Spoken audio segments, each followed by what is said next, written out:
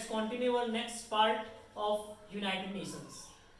कल हम लोगों ने दोस्तों यूनाइटेड नेशंस के बेसिकली उसका जो एस्टैब्लिशमेंट था उस पर बात की थी, उसकी हिस्ट्री के बारे में, उसके ऑब्जेक्टिव्स के बारे में और उसके जो ऑर्गन्स होते हैं। मैंने आपको बताया था कि 6 ऑर्गन्स हैं यूनाइटेड नेशंस के, जिसमें दोस्तों आज बात करने वाले हैं। हम लोगों ने कल एक ही सिर्फ ऑर्गन को डीप में हमने बात की थी। आज उसके जो बचे हुए 5 ऑर्गन्स हैं उस पर हम लोग डिस्कस करने वाले हैं। तो आइए शुरू करते हैं। इस वीडियो को अंत तक मेरे साथ बने रहिएगा ताकि आपको आज ये जितने भी ऑर्गन्स हैं उनका वर्किंग, जो भी चीजें हैं वो क्लियर आपको समझ में आ जाए। Okay, let's continue. दोस्तों बात करते हैं अपने सेकंड पार्ट की तरफ, जो सेकंड ऑर्गन है यूनाइटेड नेशंस का। अगर आपने कल वाली वीडियो नहीं देखी है तो डिस्क्रिप्शन बॉक्स में लिंक मैंने दे रखा है, वहां से आप जाने के बाद में इसके आने का जो मोटिव था, क्यों इसको लाया गया और उसका जो जनरल असेंबली का पार्ट है वो आप बेसिकली और अच्छे से समझ पाएंगे। तो आइए दोस्तों अब बात करते हैं इसके सेकंड पार्ट की तरफ, जिसका नाम है द सिक्योरिटी काउंसिल। दोस्तों सिक्योरिटी काउंसिल की अगर बात करें तो आप देख पा रहे हैं कि यहाँ पर सबसे पहली चीज आपको मैं बताना चाहूंगा, this is the most powerful organ of United Nations. सबसे पहला पॉइंट जो आपको बनेगा कि यूनाइटेड नेशंस का सबसे पावरफुल ऑर्गन कौन सा है, तो वो आपके सामने सबसे पहले आपको याद रखना है, that is the security council. मतलब अब ये करेगा क्या, इस सिक्योरिटी काउंसिल का यहाँ पर इस ऑर्गन का वर्क क्या है तो आप समझेंगे। It is responsible for the peace keeping missions. मतलब ये दोस्तों ऐसे कैंपेन्स को, ऐसे मिशंस को इसके जरिए ऑर्गेनाइज किया जाता है जो पूरे वर्ल्ड में, जैसा मैंने कल इसके ऑब्जेक्टिव में आपको बताया भी था कि आपको इसका मेन एक ऑब्जेक्टिव मैंने ये भी बताया था कि ये it just tries to maintain the peace in all over the world. मतलब पूरी दुनिया भर में शांति व्यवस्था को बनाए रखने में ये काम आता है। तो दोस्तों यहाँ पर इसका रिस्पॉन्सिबिलिटी यही है कि ये ऐसे कुछ मिशंस को शुरू करेगा या लागू रखेगा या फिर उसके लिए काम करेगा जो शांति व्यवस्था को पूरी दुनिया भर में बनाए रखे। अब बात करते हैं दोस्तों यहाँ पर, इसके पहले मैंने कल बात की थी कि यहाँ पर दोस्तों मैं आपको बता दूं कि यहाँ पर देयर आर 15 मेंबर्स टोटल। दोस्तों इस सिक्योरिटी काउंसिल के 15 मेंबर्स होते हैं और उन 15 मेंबर्स में 5 मेंबर्स परमानेंट होते हैं और 10 मेंबर्स दोस्तों नॉन परमानेंट होते हैं। अब बात करते हैं परमानेंट और नॉन परमानेंट की। तो सबसे पहले मैं आपको बताऊं दोस्तों कि ये जो परमानेंट मेंबर्स आप देख पा रहे हैं इनके पास होते हैं वीटो पावर। वीटो पावर का मतलब ये है कि कुछ स्पेशल पावर्स होते हैं दोस्तों जो सिर्फ इन परमानेंट मेंबर्स के पास होंगे और किसी के पास नहीं हो सकते हैं। कोई भी डिसीजन लेते समय अगर इन 5 जो परमानेंट यहाँ पर आप मेंबर्स देख रहे हैं इसमें से अगर कोई एक मेंबर भी एग्री नहीं करता है तो फिर वो डिसीजन दोस्तों वहां पर पास आउट नहीं हो सकता है। तो इसलिए यहाँ पर इनके पास में 5 जो भी ये कंट्रीज आप देख पा रहे हैं, इन कंट्रीज पे बात करते हैं कौन कौन से इसके 5 मेंबर्स जो परमानेंट हैं उन पे बात करते हैं।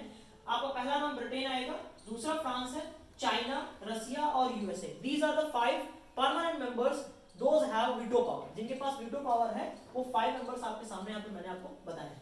अब बात करते हैं दोस्तों यहाँ पर कुछ नॉन परमानेंट मेंबर्स की बात करते हैं। तो मैं आपको बताना चाहूंगा कि नॉन परमानेंट मेंबर्स में अपना जो देश है, जो इंडिया है, वो भी दोस्तों इसका लास्ट ईयर भी इसका जो है वो एक सदस्य था, मेंबर था।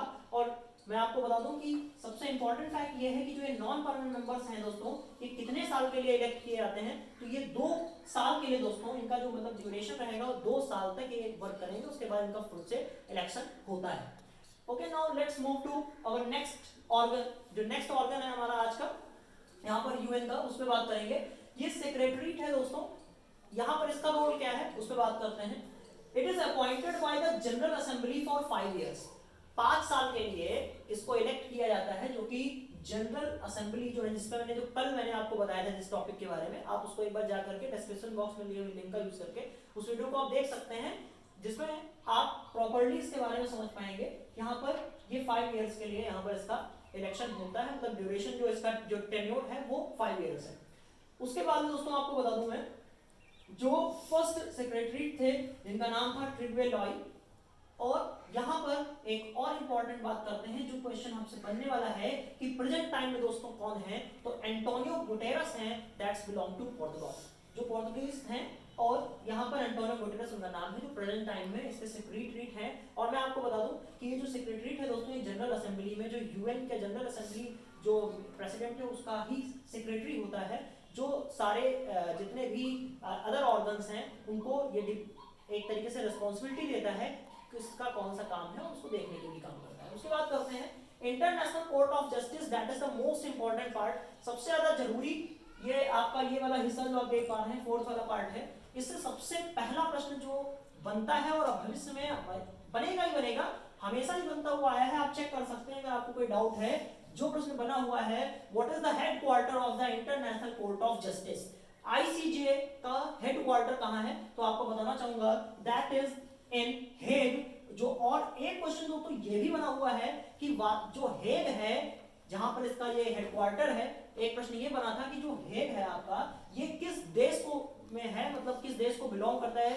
विच country does it belong, so it belongs to Netherland. Netherland को बिलोंग करता है हेग, मतलब हेग आपका किस देश में है, नेदरलैंड में है। अब यहाँ पे बात करते हैं कि यहाँ पर 15 टोटल नंबर ऑफ जजेस होते हैं दोस्तों, 15 जज होंगे इसमें, जो करते क्या है, they tries to settle down the disputes between 2 और मोर कंट्रीज। 2 या 2 से ज्यादा देशों के बीच में यदि दोस्तों कोई झगड़ा होता है, कोई लड़ाई झगड़े की बात होती है, जैसा आपने अभी देखा है कि रसिया का भी वॉर चल रहा था, या इवन अदर कोई भी कंट्री है जिसके बीच में कोई अगर बात हो रही है, तो उनके डिस्प्यूट्स को सेटल डाउन करने का, मतलब उन्हें उसका निपटारा करने का जो काम है वो कौन करता है, यही आपका इंटरनेशनल कोर्ट ऑफ जस्टिस करता है। उसके बाद मैं आपको दोस्तों बता दूं कि इसके जो ये मेंबर्स आप देख पा रहे हैं, they are elected for 9 years, 9 साल के लिए दोस्तों इनका इलेक्शन, ये मतलब इलेक्ट किए जाते हैं, इलेक्शन के बाद में 9 साल का टेन्योर होता है, और ये होगा किसके द्वारा, तो यूएन जो जनरल असेंबली का जो है उसके तहत इनको दोस्तों इलेक्ट किया जाता है। आपको एक सबसे इंपॉर्टेंट फैक्ट बताना चाहूंगा, it's just a proud feel for us, mister Nagendra Singh जो आपके फर्स्ट इंडियन पर्सन थे, मतलब आप कह सकते हो first Indian president of international court of justice, that is mister Nagendra Singh. Mister Nagendra Singh नाम के व्यक्ति थे जो पहले भारतीय थे जो इसके दोस्तों जिन्हें इसका हेड होने का या इवन आप कह सकते हो इसका जज बनने का एक मौका मिला था, और वो 1985 से 1988 तक उनका ड्यूरेशन रहा। अब आते हैं अपने फिफ्थ वाले पार्ट की तरफ, जो कि है हमारा इकोनॉमिक एंड सोशल काउंसिल।